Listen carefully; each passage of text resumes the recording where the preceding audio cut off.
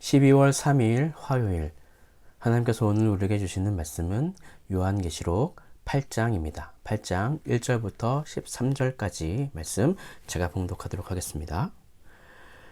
일곱째 인을 떼실 때에 하늘이 반 시간쯤 고요하더니 내가 보매 하나님 앞에 일곱 천사가 서 있어 일곱 나팔을 받았더라. 또 다른 천사가 와서 제단 곁에 서서 금향로를 가지고 많은 향을 받았으니 이는 모든 성도의 기도와 합하여 보좌 앞 금제단에 드리고자 함이라. 향연이 성도의 기도와 함께 천사의 손으로부터 하나님 앞으로 올라가는지라. 천사가 향로를 가지고 제단에 불을 담아다가 땅에 쏟음에 우레와 음성과 번개와 지진이 나더라.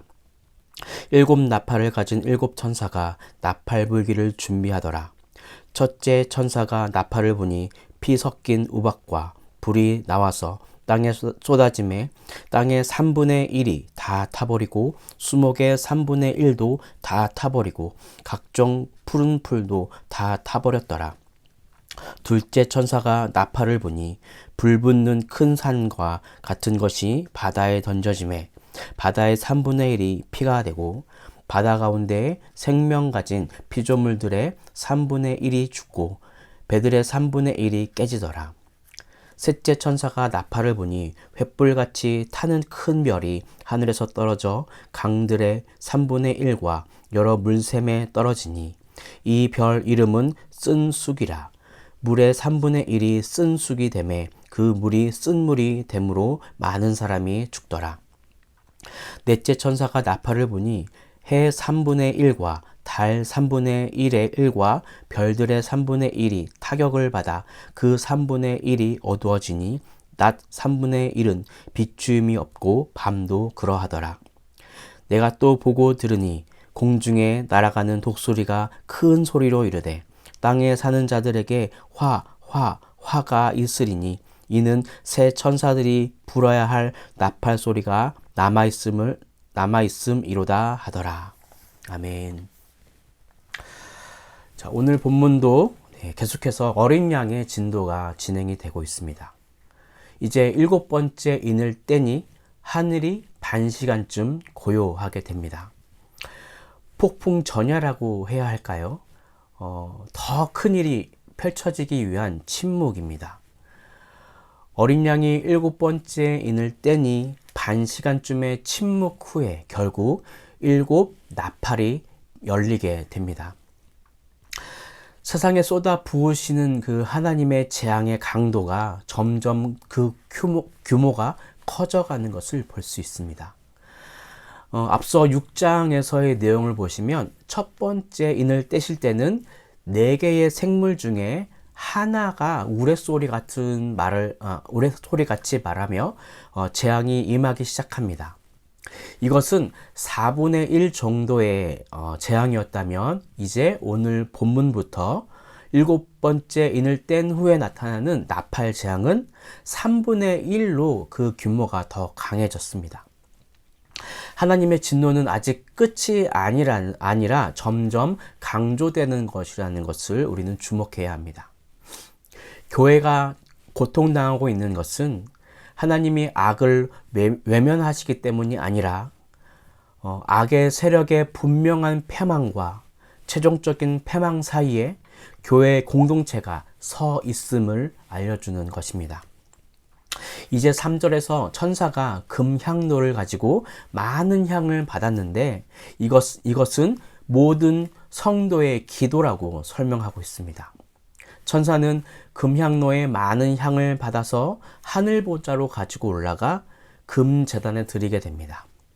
즉 세상을 향한 어린 양의 진노는 모든 성도의 기도에 대한 응답으로 임하고 있음을 상기시켜 주는 것입니다. 천사는 합해진 성도들의 기도를 하나님 보좌 앞에 봉헌하고 그리고 단 위에 불을 땅에 쏟아 놓습니다. 하나님은 성도들의 기도에 대한 응답으로 세상을 심판하신다는 것을 우리는 알고 있어야 합니다. 구약시대의 나팔은 전쟁과 같은 위험한 일에 대한 경고를 알리기 위해서 사용되었습니다. 또한 나팔은 거룩한 절기, 안식일 또는 위대한 사람의 죽음을 알릴 때도 사용되었습니다. 여기서 나팔은 종말론적 하나님의 진노의 날을 선포하기 위해 사용됩니다. 이제 어린 양의 세상을 향한 진노는 7번째 인을 친 그 이후 성도들의 기도로 인해 시작하게 됨을 알 수 있습니다. 7천사의 7나팔로 재앙이 시작이 되는데 오늘 본문에 나타난 재앙은 4명의 천사가 부는 나팔로 인해 인간에게 직접적으로 타격을 주는 그런 재앙이기보다 자연을 통해서 자연이 파괴되는 것을 통해서 인간이 받게 되는 그 재앙을 이야기하고 있습니다. 첫째 나팔은 피 섞인 우박과 불의 재앙으로 땅과 수목이 파괴되는 그런 심판입니다. 둘째 나팔 재앙은 불 붙는 큰 산 같은 것이 바다에 던져지는 것으로 바다가 파괴되는, 바다의 모든 생물이 죽게 되는 그런 재앙입니다. 이제 세 번째 나팔 재앙은 횃불같이 타는 큰 별이 하늘에서 떨어지는 재앙으로, 이 재앙으로 물이 3분의 1이나 오염이 되어 마실 수 없는 그런 쓴물이 되어서 물을 먹지 못하는 많은 사람들이 죽게 되는 그런 재앙입니다. 이것은 출애굽 당시에 그 애굽 땅에 내려진 10가지 재앙 중에 첫 번째 재앙인 강을 필물로 만든 그런 재앙을 연상시킵니다. 넷째 나팔 재앙으로 해, 달, 별의 3분의 1이 어두워지는 그런 광경을 그립니다. 이것은 애굽의 10가지 재앙 중에 흑암의 재앙을 연상시킵니다.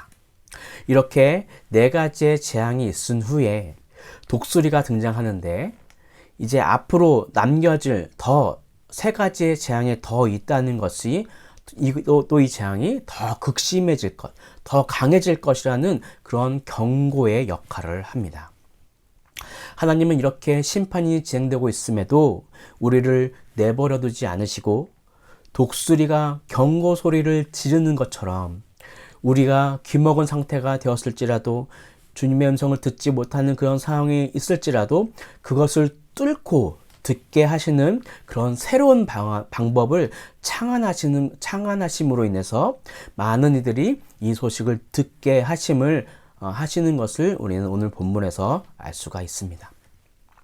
자, 그럼 오늘 본문을 통해서 주시는 메시지입니다. 첫째, 하나님은 성도의 기도와 함께 세상을 움직이십니다. 자, 오늘 본문 3절부터 5절까지에서 천사는 모든 성도의 기도를 나타내는 금향로에 많은 향을 받아서 하늘보좌 앞 금제단에 봉헌을 합니다. 순서를 보시면 천사의 금향로의 향을 봉헌한 이후에 제단에 불을 담아서 땅에 쏟아 우레와 음성과 번개와 지진을 내며 7나팔 재앙이 시작되고 있음을 우리는 볼 수 있습니다. 이것은 마치 기도의 응답에 의해 세상의 심판이 시작되었다고도 볼 수 있는 내용입니다. 물론 하나님이 능력이 없으셔서 우리의 기도가 필요하신 분이 아니십니다.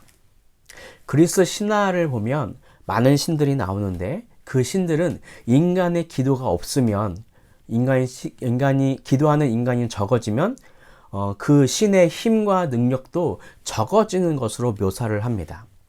하지만 우리 하나님은 홀로 이 세상을 통치할 수 있으시는 창조주 하나님이십니다. 그러나 그런 우리 창조주 하나님은 우리의 성도들의 기도를 원하십니다. 그것은 태초에 인간을 창조하시고 아담에게 생육하고 번성하여 땅에 충만하고 그리고 땅을 정복하고 다스리라고 하신 그 약속을 신실하게 지키시기 위한 하나님의 뜻입니다. 우리와 함께 동역하기를 원하시는 분이시라는 것입니다. 자, 그렇다면 우리는 어떻게 해야 할까요? 우리는 바른 기도를 할 수 있어야 합니다. 성경은 교만한 마음으로 드리는 기도, 두 마음을 품고 의심으로 드리는 기도, 또 정욕으로 잘못 쓰려고 하는 기도, 또 선한 삶의 열매 없이 입술로만 드리는 그런 형식적인 기도는 결코 응답되지 못한다고 분명히 말씀하고 있습니다. 깨끗한 마음으로, 감사한 마음으로, 회개하는 겸손한 자세로 전심을 다해 간절히 드리는 기도, 믿음으로 낙심하지 않고 인내로 드리는 기도, 하나님의 뜻과 영광을 먼저 구하는 기도가 응답될 것이라고 거듭 강조하고 말씀하고 있습니다. 그러므로 우리들은 하나님께 기도드릴 때 의심하지 말고 먼저 우리의 자세가 하나님 보기에 합당한가를 살펴보아야 합니다. 올바른 기도는 하나님의 마음을 움직이고 이 세상을 거룩하게 하는 곳에 우리를 쓰임받게 할 수 있습니다. 내 마음과 자세를 점검하여 올바른 기도로 내 가정과 직장과 학교와 각자가 속한 그 공동체 속에서 정결함을 이루어 가시는 우리 모든 성도님들이 되시길 간절히 바랍니다. 자, 그럼 오늘 본문을 통해서 주시는 두 번째 메시지입니다. 둘째, 재앙은 성도에게 있어서는 구원의 징조입니다. 오늘 나타난 네 가지 나팔 재앙은 일찍이 이스라엘 백성이 애굽에서 나올 때에 하나님께서 애굽에게 내리셨던 재앙과 매우 흡사합니다. 출애굽 당시의 재앙이 모세를 통해 바로와 애굽을 심판하고 이스라엘 백성들을 구원한 것이었다면, 이런 종말의 이 재앙은 그리스도를 통해 세상의 임금인 사탄과 그 지배하에 있는 불신자들을 심판하고 모든 성도들을 구원하기 위한 사건이라는 것입니다. 이렇게 사도 요한이 종말의 재앙들은 핍박과 고난 중에 있는 성도들에게 위로와 용기를 주기 위해서 기록한 것입니다. 왜냐하면 모든 재앙이 지나가면 반드시 주님의 재림과 함께 새 하늘과 새 땅이 하나님의 영광과 함께 열릴 것이기 때문입니다. 그래서 그리스도를 따르는 성도된 우리들은 세상에 속한 재앙 중에 두려움으로 정신을 잃고 허둥대어서는 안 되겠습니다. 오히려 더 강한 믿음으로 새로워져야 합니다. 우리의 끝은 하나님 나라에서 기쁨과 소망이 있기 때문입니다. 세상은 갈수록 강팍해져 갑니다. 점점 예수를 믿고 섬기는 것이 어려워지는 세상 속에 살고 있습니다. 점점 삶을 힘들게 만드는 물질적인 어려움은 물론이고 관계의 어려움과 급변하는 세상 속에 적응하지 못하고 괴로워하는 그런 정신적인 어려움을 호소하는 사람들이 많아지고 있습니다. 이럴 때 우리들은 세상 사람들처럼 함께 혼란스러워하지 말고 정신적으로 무너지지 않고 믿음을 더하여 마음을 새롭게 하여 다시 일어서야 합니다. 성도들에게는 마지막 날 우리를 구원하신 하나님을 믿고 오히려 더 하나님 말씀에 집중할 수 있어야 합니다. 우리에게는 하나님께서 주신 구원의 소망이 있습니다. 그리고 지금도 우리 주님은 13절에서와 같이 독수리처럼 우리에게 오셔서 화 있으리로다 라고 경고하고 있으십니다. 오늘 이 아침 이 경고를 잘 들으시고 내 마음 중심을 잃어버리지 않고 지켜나가시는 우리 행복을 전하는 교회의 모든 성도님들 되시길 간절히 바랍니다. 또한 이러한 결단을 하실 수 있는 그러한 시간이 되기를 주님의 이름으로 축복합니다. 기도하겠습니다. 할렐루야. 사랑과 은혜가 충만하신 주님, 이 귀한 말씀을 우리에게 주셔서 이 말세에 살고 있는 우리들 가운데에 이 세대 가운데 우리에게 경고하시는 자연을 통해서 경고하시고 우리에게 또 여러 가지 형식으로 경고하시는 그 하나님의 경고의 말씀을 듣고 우리의 마음과 우리의 믿음을 새롭게 하여 하나님의 그 나라를 소망하며 꿈꾸는 우리 모든 성도님들이 될 수 있도록 인도하여 주시옵소서. 그래서 세상에서 주는 그런 혼란과 그런 어려움 때문에 우리가 그것으로 인해서 시험당하지 않기를, 하나님의 말씀으로 하나님을 향한 굳건한 믿음으로 신실하신 주님께서 끝까지 하나님께서 하신 그 약속을 포기하지 않으시는 그 하나님을 믿고 오늘 하루도 믿음으로 살아가는 우리 모든 행복을 전하는 교회 성도님들이 될 수 있도록 인도하여 주시옵소서. 그렇게 인도하실 줄을 믿으며 이 모든 것을 살아계신 예수 그리스도의 이름으로 기도드립니다. 아멘.